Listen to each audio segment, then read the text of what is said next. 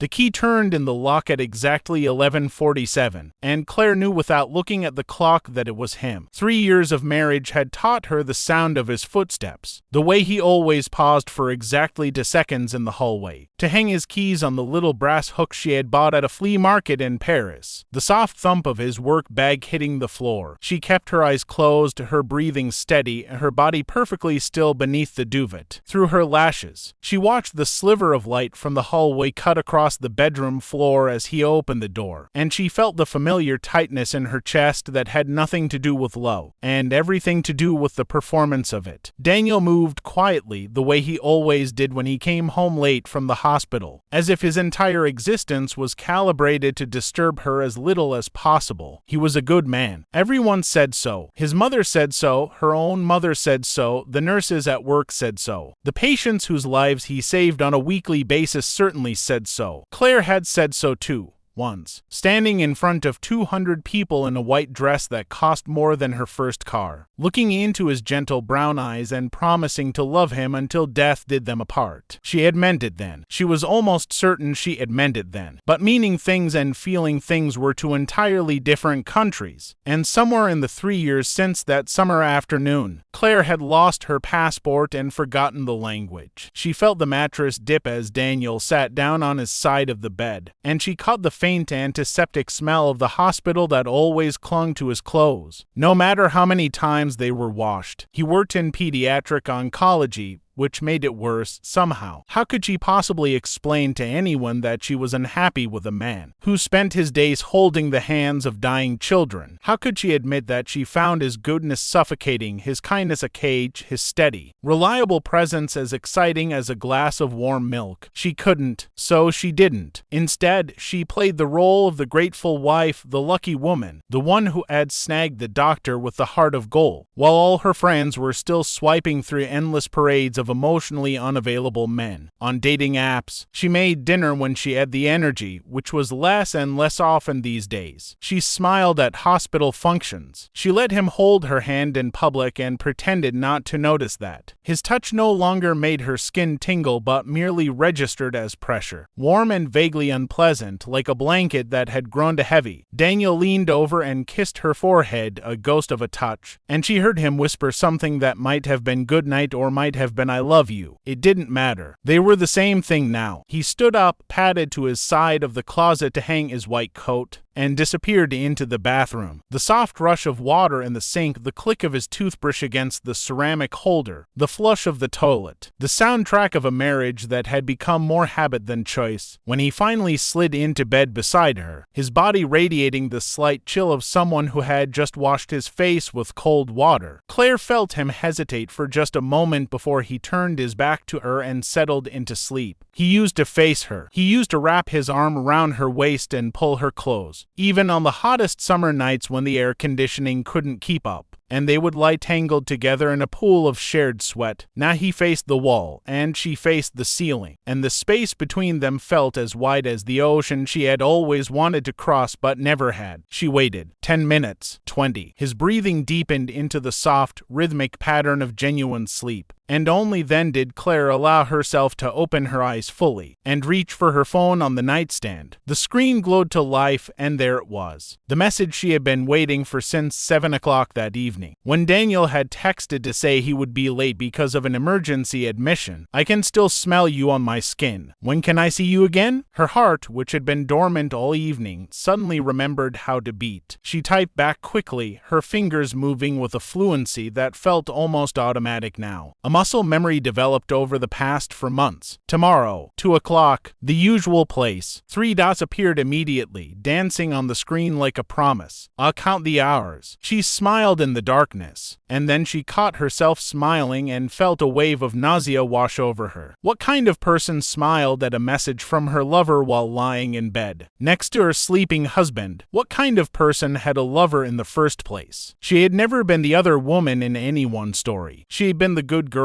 the straightest student, the dependable daughter, the loyal friend. She had waited until she was 22 to lose her virginity, and she had lost it to Daniel, who had been her boyfriend for 18 months at that point. point and who had looked at her afterward with such tenderness that she had almost cried from the weight of being loved that purely. And now here she was, at 28, lying in the dark and counting the hours until she could fall into the arms of a man who was not her husband, a man she had met entirely by accident on a Tuesday afternoon in April, when she had stopped at a coffee shop to escape the rain. The rain had been the kind that comes out of nowhere in early spring, a sudden, violent downpour that turned the sidewalks into rivers and sent everyone running for cover. Claire had been walking home from the grocery store, a bag of organic vegetables and free-range chicken in her hand, planning to make the kind of healthy dinner that Daniel appreciated but never asked for. She had ducked into the first open door she saw, which happened to be a small cough she had never noticed before. Tucked between a dry cleaner and a Thai restaurant on a street she walked down at least twice a week. The cough was warm and smelled of cinnamon and old books, and it was nearly empty except for an elderly man reading a newspaper in the corner, and a woman typing furiously on a laptop near the window. Claire had ordered a latte, found the small table by the wall, and settled in to wait out the storm. She had pulled out her phone to text Daniel that she would be late, and that was when she had noticed that he hadn't responded to her earlier message, asking what time he would be home. She had scrolled up, looking at the pattern of their conversation, the careful exchange of information that had long ago replaced actual communication. Dinner at 7? Can't, working late. Sorry. Okay. What time? Not sure. I'll text. Okay. That was it. That was the sum total of their interaction for the day. She had stared at the screen for a long moment, feeling something shift inside her, a tiny tectonic plate of dissatisfaction sliding just slightly out of place. She had put the phone away and looked out the window at the rain, and she had felt, with a clarity that was almost painful, that she was utterly and completely alone. And then he had appeared. He had walked into the cough, shaking water from his hair like a dog emerging from a lake, laughing at himself, at the absurdity of being caught in a storm without an umbrella. He had ordered something complicated from the barista, and while he waited, his eyes had scanned the room and landed on her. He had smiled. Not the polite, automatic smile of a stranger acknowledging another stranger's existence, but a real smile, a smile that seemed to say, I see you. I actually see you. He had approached her table, and she had felt her heart do something it hadn't done in years. It had skipped, literally skipped, like a record player needle jumping over a scratch. I'm sorry to bother you, he had said, and his voice was warm, slightly rough. The kind of voice that sounded like it spent a lot of time laughing. But do you know if they have Wi-Fi here? I can't find the password anywhere. She had pointed to the sign on the wall, and he had thanked her. And then he had asked if he could sit at the table next to her since all the others were wet from people shaking off raincoats, and she had said yes. And that was how it had started, with rain and Wi-Fi and a smile that had made her feel, for the first time in years, like a woman instead of a wife. His name was Marcus. He was 34, a graphic designer who worked from home and came to this cough every day because his apartment was too small and too quiet. He was divorced, no children, and he spoke about his ex-wife with a kindness that Claire found strangely attractive, as if his capacity for forgiveness was a quality she could somehow borrow. They had talked for an hour that first day, until the rain stopped and the sun came out and the elderly man in the corner folded his newspaper and left. Claire had forgotten about the organic vegetables and the free-range chicken, had forgotten about Daniel and dinner and the careful routine of her life. She had simply talked and laughed and felt the tectonic plates inside her shift a little more. When she finally left, Marcus had asked for her number. She had given it to him without hesitation, and she had walked home in the damp, fresh-smelling air with a feeling she couldn't quite name vibrating in her chest. It wasn't guilt, not yet. It was something more like recognition. The shock of realizing that you've been speaking a foreign language for so long, that you've forgotten what your native tongue sounds like, and then suddenly hearing it again. They had texted for 2 weeks before they met again. Innocent texts at first, jokes about the weather and recommendations for books and movies, but gradually the tone had shifted. He had started telling her she was beautiful, and she had started telling him things she had never told anyone, not even Daniel, about her childhood, her fears, her secret desire to quit her job as a marketing manager and paint full-time, a dream she had buried so deep she had almost forgotten it existed. He had listened. He had actually listened, and when he responded, his words felt like they had been written specifically for her, tailored to the exact shape of her loneliness. The first time they kissed, it had been an accident, or at least that was what she told herself afterward. They had met for coffee again, and then for a walk in the park, and then for a drink at a bar on the other side of town where no one would recognize her. He had walked her to her car, and she had turned to say goodbye, and somehow her face had been closer to his than she had realized, and the kiss had simply happened. It had been soft and tentative and utterly devastating. She had driven home with shaking hands, and she had walked into her apartment to find Daniel asleep on the couch, the television still playing some documentary about whales, and she had looked at his peaceful, trusting face and felt something inside her crack. That had been for months ago, for months of stolen hours and carefully constructed lies, of texting under the table at dinner and showering the moment she got home from seeing Marcus, of avoiding Daniel's eyes and filling the silence with chatter about work and grocery lists, and plans for vacations they would never take, for months of living to lives, and the remarkable thing was how easy it had become. The human capacity for adaptation, Claire had learned, was truly infinite. You could do anything if you did it often enough. The next morning, she woke to the smell of coffee and the sound of Daniel moving around the kitchen. She lay in bed for a long moment, her eyes open, staring at the ceiling, and she felt the familiar dual consciousness settle over her. Part of her was already planning the afternoon, already imagining Marcus's hands on her skin, the way he looked at her as if she were the most fascinating woman in the world. The other part of her was preparing to be Daniel's wife, to smile and chat and pretend that everything was exactly as it should be. She threw back the covers and padded into the kitchen in her bare feet. Daniel was standing at the counter buttering toast, his back to her. He was wearing the blue sweater she had given him for Christmas 2 years ago, the one with the small hole in the elbow that he refused to let her mend, because he said it was comfortable that way. She looked at his broad shoulders, the way his dark hair curled slightly at the nape of his neck, and she felt nothing, absolutely nothing. Not love, not hate, not even the mild irritation she had grown accustomed to. Just a vast, empty space where feeling used to live. "Morning," she said, and her voice sounded normal, which was the most disturbing part of all. He turned and smiled, that gentle, reliable smile that had once made her heart flutter. "Morning. I made coffee. There's fresh fruit if you want it." She poured herself a cup and sat at the small kitchen table, wrapping her hands around the warm ceramic. Daniel brought his toast and sat across from her, and for a few minutes they ate in comfortable silence, the way couples do when they've run out of things to say but haven't yet admitted it to themselves. "I might be late again tonight," Daniel said, not looking up from his toast. "We have a new admission, a little girl with leukemia. Her parents are a mess. I want to be there when the oncologist talks to them this afternoon." Claire nodded, took a sip of coffee. "Of course, that's fine." He looked at her then, and for a moment she was afraid he could see it all. The guilt and the lies and the 4 months of betrayal written on her face like words on a page. But he just smiled again, that trusting smile, and reached across the table to squeeze her hand. "I don't say it enough," he said, "but I really appreciate how understanding you are about my hours. I know it's not easy, being married to a doctor." She wanted to scream. She wanted to stand up and overturn the table, and tell him that understanding was the last thing she felt. That his hours were the best part of her day because they gave her time to be with someone else. That his appreciation meant nothing to her, because she had stopped caring about his opinion months ago. But she didn't. She squeezed his hand back and smiled and said, "I knew what I was signing up for." He left at 7:30, kissing her on the cheek, his lips barely brushing her skin, and she stood at the window watching his car pull out of the driveway. The moment he was out of sight, she felt the tension drain from her shoulders, and she allowed herself to think about what was coming. 2 o'clock, the usual place. The usual place was a small hotel on the other side of town, a nondescript building with faded carpets and thin walls, that they had discovered on their third meeting, when the urgency of their desire had outstripped their ability to find anywhere else to go. Marcus always booked the room, always paid in cash, always arrived first so that he could be waiting for her when she walked through the door. It was sordid and cheap and utterly unlike anything Claire had ever imagined for herself, and that was exactly why she loved it. In that hotel room, she wasn't Daniel's wife or her mother's daughter or anyone's idea of a good girl. She was just a woman wanting and being wanted, and the freedom of it was intoxicating. She spent the morning in a haze of anticipation, going through the motions of her life without really being present. She answered emails, attended a meeting about fourth quarter projections, ate a sad salad at her desk while scrolling through photos of Marcus on her phone. He had sent her a picture the night before, taken in his apartment, his face lit by the glow of his computer screen, and she had stared at it for so long that she had memorized every detail. The slight shadow of stubble on his jaw, the crinkle at the corner of his eye, the way his lips curved just slightly at the edges as if he were about to say something funny. At 1:30, she told her assistant she had a doctor's appointment and left the office. She drove across town with the windows down and the radio up, singing along to songs she didn't know the words to, feeling younger and more alive than she had in years. She parked 3 blocks from the hotel the way she always did, and walked the rest of the way with her head down,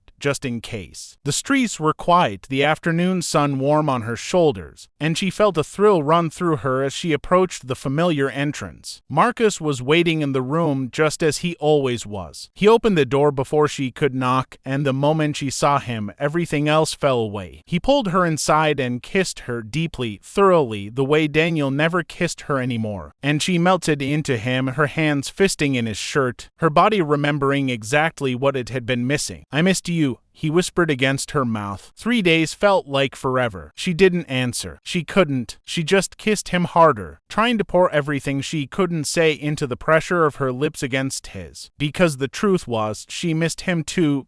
Missed him constantly, missed him even when she was sitting across from Daniel at dinner, even when she was lying next to Daniel in bed, even when she was going through the motions of a life that had come to feel like a prison sentence. They made love with the blinds drawn against the afternoon sun, and afterward they lay tangled together in the sheets, her head on his chest, his fingers tracing lazy patterns on her bare shoulder. The clock on the nightstand ticked softly, marking the minutes she had left before she had to go back to her real life. And she tried not to think about it, tried to stay in this moment, this room, this body pressed against hers. "Do you ever think about what it would be like?" Marcus asked, his voice quiet, almost hesitant. "If we didn't have to do this in hotel rooms, if we could just be together normally like regular people?" Claire closed her eyes. They had danced around this topic before, never quite landing on it, always pulling back at the last moment. She knew what he was asking. She knew what he wanted, and she didn't know how to answer. "I think about it," she said finally, "but thinking about it and actually doing it are two different things." "Why?" He shifted, propping himself up on one elbow to look at her. "Why are they different? You're not happy with him. You've told me that 100 times. So, why do you stay?" She opened her eyes and looked at him, at his earnest, beautiful face, and she felt the familiar weight of the question pressing down on her. Why did she stay? Because leaving would mean admitting she had made a mistake. Because leaving would mean hurting Daniel, and despite everything, she couldn't bear the thought of hurting him. Because leaving would mean becoming the villain in a story where she had always been the heroine. Because leaving was terrifying and staying was easy, even if easy was slowly killing her. "It's complicated," she said, and the words felt thin and inadequate even to her own ears. Marcus sighed and lay back down, pulling her closer. "Everything's complicated, but that doesn't mean you have to stay trapped forever." She didn't answer. She just pressed her face into his chest and breathed him in, the smell of his skin, the warmth of his body, the promise of something more that she was too afraid to reach for. The clock ticked on, and the afternoon slipped away, and soon it would be time to go home. At 5:15, Claire walked through the door of her apartment and found Daniel sitting at the kitchen table, his face pale, his hands wrapped around a cup of coffee that had long gone cold. He looked up when she came in, and she saw something in his eyes that she had never seen before, something raw and broken and terrifying. "Daniel?" she said, her voice catching. "What's wrong? What happened?" He didn't answer right away. He just looked at her, and she felt the weight of that look like a physical blow, pressing against her chest, making it hard to breathe. The room was too quiet. The air was too still, and she knew, with the kind of certainty that comes from months of waiting for the other shoe to drop, that everything was about to change. "I had a strange phone call today," Daniel said finally, his voice flat, emotionless, "from a friend of mine who was having lunch at a hotel on the other side of town. He thought he saw you there, going into a room. He thought it was strange, because he knows you work on this side of town, and he couldn't figure out why you would be all the way over there in the middle of the day." Claire felt the blood drain from her face. She opened her mouth to speak, to lie, to explain, but nothing came out. The words were there, lined up in her throat, but they wouldn't move past the sudden, crushing weight of terror that had settled in her chest. "I told him he must have been mistaken," Daniel continued, still in that same flat voice. "I told him you had a doctor's appointment, that you probably just stopped somewhere for lunch. I defended you, Claire. I told my friend that his eyes must have been playing tricks on him." He stood up slowly, pushing back his chair, and walked toward her. She wanted to run. She wanted to disappear. But her feet were rooted to the floor, and all she could do was watch him approach. Watch the way his hands were shaking. The way his eyes were glistening with something that might have been tears. "And then I got to thinking," he said, stopping just a few feet away from her. "I got to thinking about all the late nights, all the doctor's appointments, all the times you seemed somewhere else even when you were sitting right next to me. And I did something I've never done before.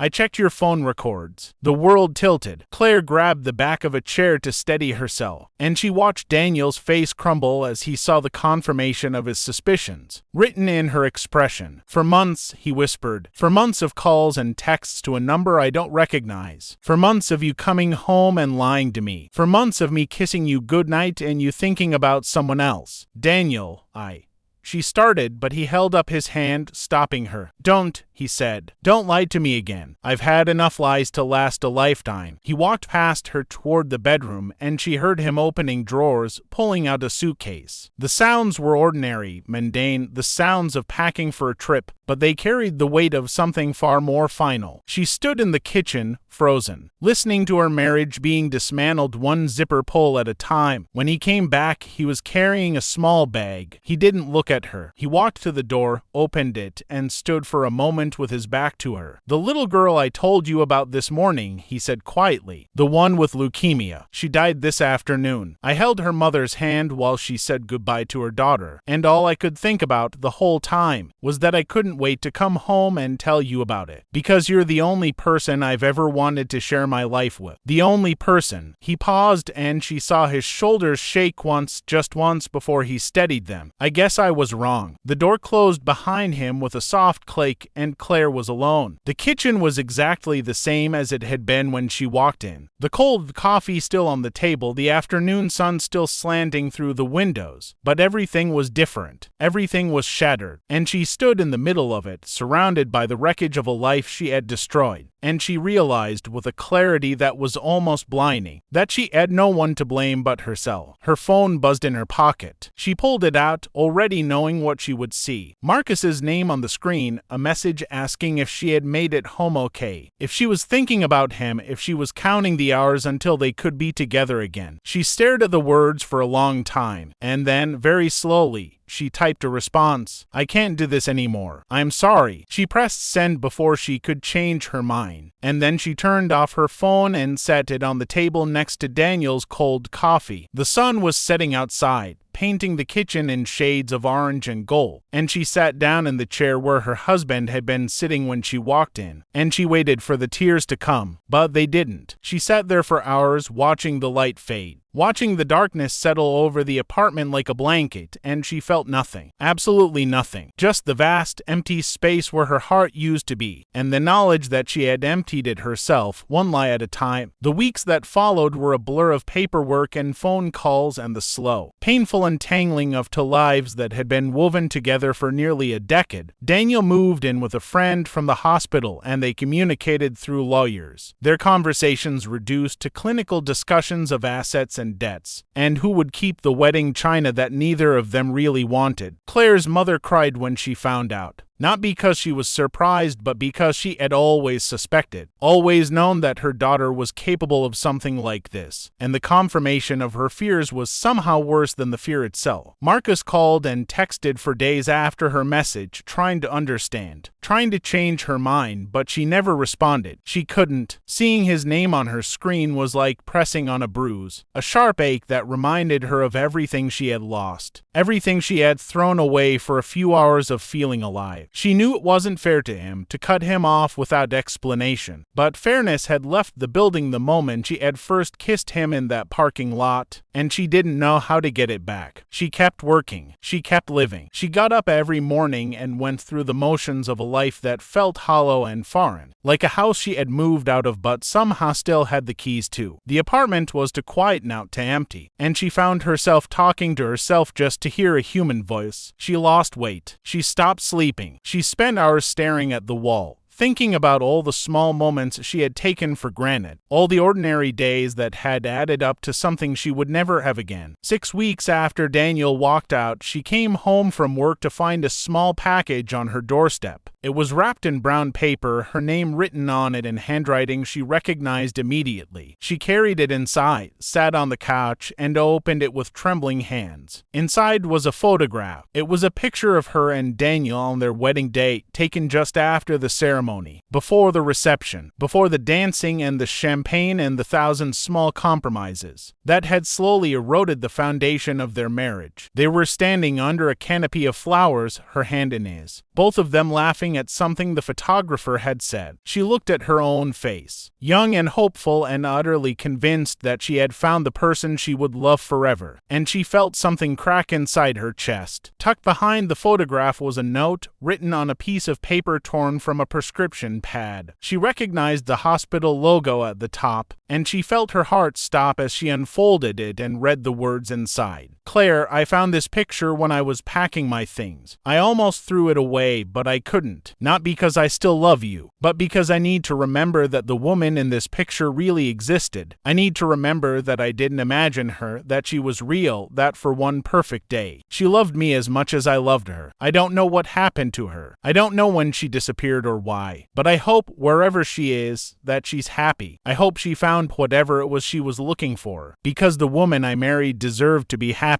She just didn't deserve to be happy at my expense. I'm not writing this to make you feel guilty. I'm writing it to say goodbye. Not the kind of goodbye we said in the kitchen that night, but a real goodbye. A final one. Take care of yourself, Claire. I hope you find what you're looking for. Daniel, she read the note 3 times, and then she set it down on the coffee table and picked up the photograph. She looked at her laughing face, at Daniel's laughing face, at the two people in the picture who had no idea what was coming, and finally, the tears came. They came in a rush, a flood, years of suppressed emotion pouring out of her in great, heaving sobs that shook her entire body. She cried for the marriage she had destroyed. She cried for the man she had betrayed. She cried for herself, for the woman she had become, for the vast distance between the girl and the photograph and the person holding it now. She cried until there was nothing left, until her eyes were swollen and her throat was raw and she was too exhausted to cry anymore. And then she sat in the darkness of her empty apartment, the photograph clutched to her chest, and she waited for the dawn. It came, as it always does, painting the sky in shades of pink and gold, indifferent to her suffering, indifferent to the wreckage of her life. She watched it through the window, and she thought about Daniel holding the hand of that dying girl's mother, and she thought about Marcus waiting in that hotel room, and she thought about all the choices that had led her to this moment. This solitary dawn in an apartment that no longer felt like home. She didn't know what came next. She didn't know how to be the person in the photograph again, or if that person even existed anymore. But she knew with a certainty that felt almost like peace that she had to try. She had to find a way to become someone she could live with, someone her future self wouldn't look back on with shame and regret. It wouldn't be easy. It wouldn't be quick, but it was the only path forward, the only way out of the wreckage she had created. She stood up, still holding the photograph, and walked to the bedroom. She opened the top drawer of her dresser, the one where she kept things she couldn't bear to throw away but couldn't bear to look at either, and she placed the photograph carefully inside, face up, so that the laughing couple could watch over her while she slept. Then she closed the drawer and she went to take a shower, and she got ready for another day of work, another day of pretending, another day of being the woman she had become. But underneath the pretending, underneath the routine, something had shifted. A tiny crack in the armor she had built around herself. A sliver of light in the darkness she had been living in. It wasn't hope exactly. It was too fragile for that. It was more like a question, a possibility, a whispered what if. What if she could change? What if she could find her way back to herself? What if the woman in the photograph wasn't gone forever, just lost, waiting to be found? She didn't have the answers. Not yet. But for the first time in months, she was willing to ask the questions. And maybe, she thought as she walked out the door and into the morning sun, maybe that was enough to start.